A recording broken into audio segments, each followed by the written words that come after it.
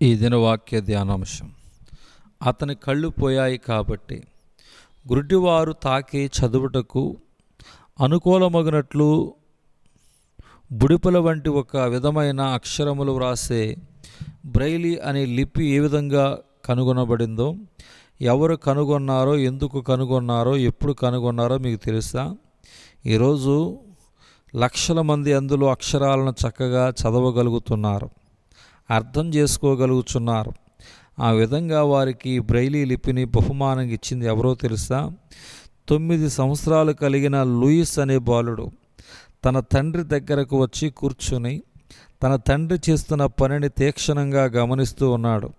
తండ్రి గుర్రముల యొక్క ముఖములకు తొడిగే కవచములు తయారు చేసేవాడు. అలా వాటిని తయారు చేస్తున్న సమయంలో ఆ కొడుకు కూడా బహు ఆసక్తి కలిగి, డాడీ, నేను పెద్దవాడునైనప్పుడు నీలానే నేను కూడా ఇలాంటి కవచములు తయారు చేస్తాను అని గర్వంగా చెప్పాడు. అలా చెప్పినప్పుడు అయితే ఇప్పటి నుంచే నేర్చుకో అని చెప్పి తన కుమారుడిని తండ్రి ప్రోత్సహించాడు. ఒక సుత్తిని, రంధ్రములు వేసే ఉలిని తన కుమారునికిచ్చి చేతులు నలగగొట్టుకోకుండా బహు జాగ్రత్తగా ఈ రంధ్రములు వేయమని చెప్పి ఆ కుమారునికి ఇచ్చాడు. ఆసక్తి కలిగిన ఆ కుమారుడు వెంటనే వాటిని తీసుకొని ఆ సుత్తితో ఆ ఉలను కొట్టాడు. అలా కొట్టిన వెంటనే జరగకూడనిది జరిగిపోయింది. ఉలి ఎగిరి ఆ చిన్న బాలుని కంట్లో గుచ్చుకొని ఒక కన్ను పోయింది. బహు చిన్న వయసులోనే ఆ చిన్న కుమారుడు తన కన్ను పోగొట్టుకున్నాడు. కొంతకాలమైన తర్వాత అనూలకున్న పరిస్థితుల్లో ఆ కుర్రవానికి మిగిలి ఉన్న రెండవ కన్ను కూడా పోవడం జరిగింది.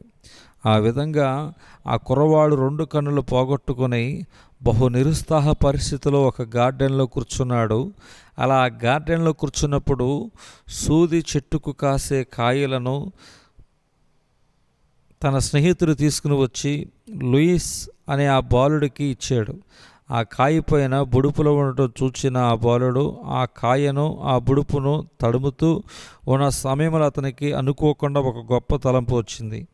అదేంటంటే, ఈ బుడుపులు స్పర్శించడానికి ఏ విధంగా అనుకూలంగా ఉన్నాయో అదేవిధంగా ABCD అక్షరాలను కూడా బుడుపుల మాదిరిగా తయారు చేస్తే ఈ అంధత్వంలో బాధపడుతున్న వారు చక్కగా అక్షరాలు చదవగలరని, తద్వారా గొప్ప మేలు పొందుకోగలరని ఆలోచించి వెంటనే అతడు అక్షరాలను బొడుపుతో తయారు చేయడం మొదలుపెట్టాడు.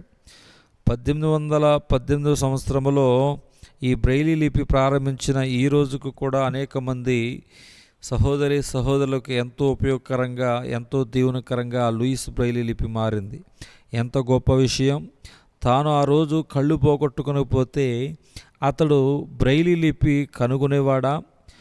ప్రియమైన సహోదరుడా, సహోదరి, మన జీవితాల్లో కూడా కొన్ని మనకెంతో అవసరమైనవి, మనకు కావలసినవి, మనము కోరుకుంటున్నవి, మనము ప్రేమించేవి ఒక్కొక్కసారి మన యొద్ద నుండి దూరం చేయబడినప్పుడు మనము దేవుని సహాయం ద్వారా నిరుత్సాహపడక, అధైర్యపడక ఏ విధంగా మన నిరాశను, నిస్పృహను దీవెనకరంగా మార్చుకోగలమో, ఆశీర్వాదకరంగా మార్చుకోగలమో ఆలోచించుకోవాలి.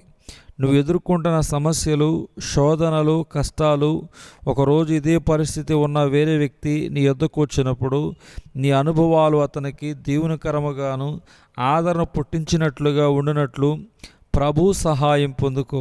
నీ శ్రమలు, నీ కష్టాలు అనేక మందికి దీవెనకరంగా మార్చుకో. మరియు అన్నిటి యందు ఎల్లప్పుడూ మీలో మీరు సర్వసమృద్ధి గలవారై ఉత్తమమైన ప్రతి కార్యము చేయుటకు దేవుడు మీ ఎడల సమస్త విధములైన కృపను విస్తరింప చేయగలడు. 2 కొరింథీ పత్రిక 9వ అధ్యాయం 8వ వచనంలో చూస్తున్నాం.